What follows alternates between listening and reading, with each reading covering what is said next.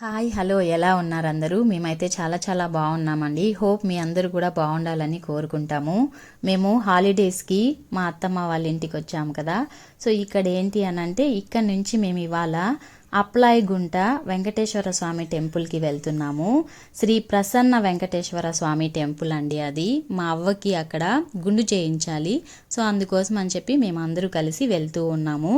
ఇది తిరుపతి నుంచి 18 కిలోమీటర్స్ వరకు ఉంటుంది. చాలా బాగుంటుందన్నమాట. చుట్టుపక్కల పంట పొలాలు ఇంకా ఎత్తైన కొండ ప్రాంతాల మధ్యలో ఉంటుంది ఈ ప్రసన్న వెంకటేశ్వర దేవాలయము. మామూలుగా అయితే నారాయణవనంలో ఆకాశరాజు కూతురు పద్మావతి దేవిని పెళ్లి చేసుకున్న తరువాత వెంకటేశ్వర స్వామి కాలినడకన వెళ్తూ ఉన్నాడంట.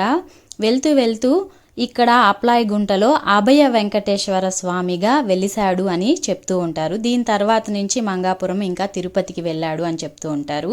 ఎంట్రన్స్ ఇదండి ప్రసన్న వెంకటేశ్వర స్వామి టెంపుల్కి. ఇటు నుంచి లోపలికి వెళ్ళినట్లయితే మనకి వెహికల్స్కి పార్కింగ్ ఏరియా కూడా ఉంటుంది. ఇంక ఇక్కడ పక్కనే కళ్యాణకట్ట, స్నానపు గదులు కూడా ఉంటాయి పక్కకే. సో మా అమ్మమ్మకి ఇక్కడ గుండు చేయిస్తూ ఉన్నాము. ఎప్పటి నుంచో ఆవిడ మొక్కుకున్నారంట. వచ్చినప్పుడంతా తీసుకెళ్ళమంటూ ఉంటారు. ఇప్పటికి కుదిరిందనమాట. సో దేవుడి అనుగ్రహంతో వెళ్ళి అక్కడ దర్శనం చేసుకున్నాము. మనము వెళ్ళిన వెంటనే ఇక్కడ ధ్వజస్తంభము, దాని తర్వాత వెంకటేశ్వర స్వామి దివ్య దర్శనం జరుగుతుంది. తరువాత ఇటువైపు వెనకగా వెళ్ళినట్లయితే పద్మావతి అమ్మవారి ఆలయం ఉంటుంది. అటువైపు నుంచి ఇంకా వెనక వైపుకు వెళ్ళినట్లయితే ఆండాల అమ్మవారు ఉంటారు.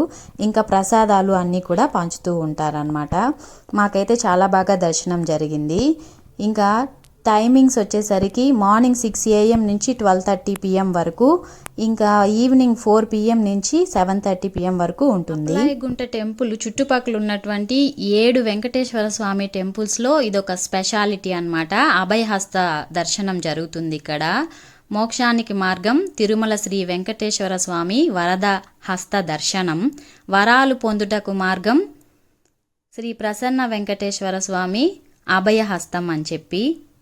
ఇంకా ఇటువైపు చూసుకున్నట్లయితే మనకి అగళానం కనిపిస్తుంది.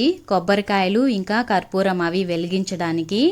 ఇంకా ముందుకు వెళ్ళినట్లయితే మనకి చిన్న కోనేరు కనిపిస్తుంది. చూడండి ఇక్కడ ఉన్నాయి. వాటర్ అంతా కూడా చాలా ప్యూర్గా ఉన్నాయన్నమాట. సో ఇంకా ఇటువైపు అచ్చం మన తిరుమలలో లాగే ఉంటుందన్నమాట. ముందుగా అగలానం, దాని తర్వాత కోనేరు, ఇంకా ఆంజనేయ స్వామి టెంపుల్ ఉంటుంది కదా అది. ఇంక ఇటువైపు ఇక్కడ అన్నప్రసాదాలు కూడా ఉంటాయన్నమాట. ఇంకా ఇక్కడ వచ్చేసరికి చూడండి మన ఆంజనేయ స్వామి. ఇది వచ్చి రథ మండపము. పెద్ద రథం తిరుగుతాయి కదా ఉత్సవాలప్పుడు, దానికి సపరేట్గా మండపం పెట్టారు. ఇంక ఇదంతా కూడా చుట్టుపక్కల ప్రహరీ గోడ అన్నమాట. మనకి ఈ ఆంజనేయ స్వామి టెంపుల్కి చుట్టూ తిరిగేటప్పుడు ఈ మంత్రం చదువుకోమని పెట్టారు. ఇంక ఇక్కడ గోమాతలు కూడా ఉన్నాయన్నమాట. మనం ఏదైనా డొనేషన్ చేయాలనుకుంటే కూడా చేయొచ్చు. ఇంక ఇదంతా కూడా దర్శనం చేసుకున్న తర్వాత చాలా ప్లెజెంట్గా అనిపించింది. కొద్దిసేపు అలా అక్కడ కూర్చున్నాం అనమాట దేవుణ్ణి ధ్యానం చేసుకుంటూ. అప్లాయిగుంటకు వెళ్ళడానికి తిరుపతి నుంచి ప్రతి గంటకు బస్సు అవైలబిలిటీలో ఉందండి. తప్పకుండా వచ్చి చూడవలసినటువంటి ఆలయం ఇది. ఇంకా ఈ ప్రాంతానికి అప్లాయిగుంట అని పేరెందుకు వచ్చిందంటే ఈ ఆలయానికి ముందుగా ఒక కుంట ఉంటుంది. ఎప్పుడు ఇందులో తామర పువ్వులు పూస్తూ ఉంటాయన్నమాట.